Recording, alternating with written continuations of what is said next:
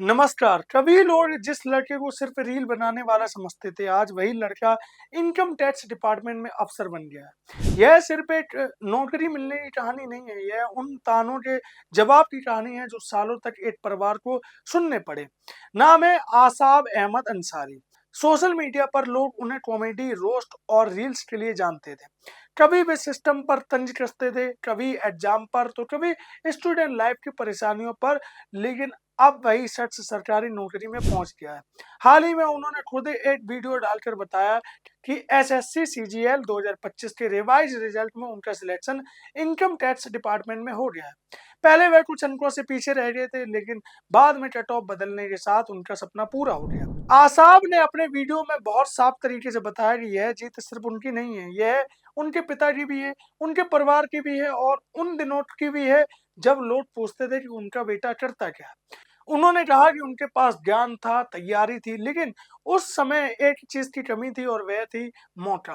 पहली बार में उनका चयन सिर्फ कुछ अंकों से चूक गया था। उनके 311 नंबर आए थे, जबकि कट ऑफ 312 तक चली गई थी। फिर रिवाइज रिजल्ट में कट ऑफ 311 पर आई और उनकी मेहनत रंग लाई। यह कहानी इसलिए भी खास है क्योंकि आसाब सिर्फ छात्र नहीं रहे, वह एक कंटेंट क्रिएटर भी हैं, स्टैंड अप कॉमेडियन भी हैं और सोशल मीडिया पर उनकी अच्छी खासी पहचान भी है। इंस्टाग्राम पर उनके लाखों फॉलोअर हैं और यूट्यूब पर भी लाखों फॉलोअर हैं। उनके वीडियो अक्सर छात्रों, टीचर्स और एग्जाम सिस्टम के इर्द गिर्द घूमते थे। यानी वे सिर्फ रील बनाने वाले नहीं थे, बल्कि वही मुद्दे उठाते थे जिनसे लाखों युवा रोज गुजरते हैं। वह वो मुद्दे उठाते थे जो जमीनी प्रॉब्लम होते थे। अब जब वही व्यक्ति सरकारी अफसर बन गया तो लोग इसे मेहनत और किस्मत दोनों की जीत मान रहे हैं। उनकी कहानी का सबसे भावुक हिस्सा यह है कि वे अपने पिता की इज्जत और अपने परिवार की नजरों में अपनी जगह को लेकर भी बहुत सोचते थे। उन्होंने कहा कि उनके पिता के लिए यह पल बहुत बड़ा है क्योंकि अब लोग उनसे पूछेंगे तो वे गर्व से कह सकेंगे कि उनका बेटा इनकम टैक्स डिपार्टमेंट में काम करता है। यही वो पल है जब किसी परिवार की लंबी समय की चिंता एक जीत में बदल जाती है। बाहर से यह एक नौकरी लग सकती है, लेकिन अंदर से यह एक आत्मसम्मान की वापसी है। सोशल मीडिया पर भी लोग उनकी इस सफलता पर लगातार प्रतिक्रिया दे रहे हैं। बहुत से लोग कह रहे हैं कि जो इंसान रील्स में दूसरों को रोस्ट करता था, उसने असल जिंदगी में मेहनत करके सबको जवाब दे दिया। कुछ लोग इसे उस बात के सबूत बता रहे हैं कि अगर मेहनत जारी रखी जाए तो देर सवेर रास्ता जरूर खुलता है। और कुछ लोग यह भी कह रहे हैं कि ये एक मैसेज भी है कि जो लोग कंटेंट क्रिएटर को केवल टाइम पास समझते हैं या जो लोग कंटेंट क्रिएटर को टाइम बर्बादी समझते हैं, कंटेंट क्रिएटर भी सरकारी नौकरी पा सकता है।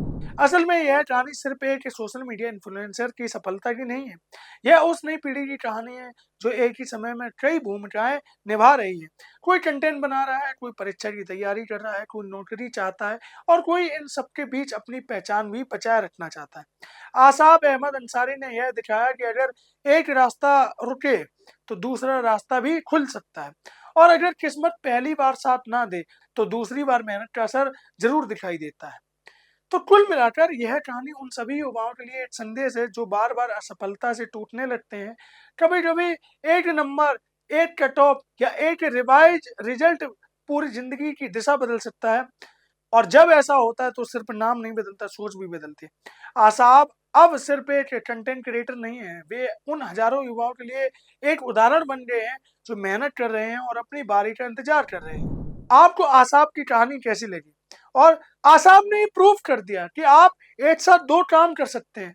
कई लोग ऐसे हैं जो सरकारी एग्जाम की तैयारी करते करते अपना फ्यूचर बनाना भूल जाते हैं और जब सरकारी नौकरी उनकी नहीं लगती है तो वे हर तरह से बर्बाद हो जाते हैं। उनके पास और कोई अर्निंग का ऑप्शन नहीं बनता। ये एक मैसेज है उन लोगों के लिए कि आप सरकारी नौकरी की तैयारी के साथ साथ अपना एक फ्यूचर, साइड फ्यूचर ऑप्शन में बना कर चले, जैसा कि आसाब ने किया।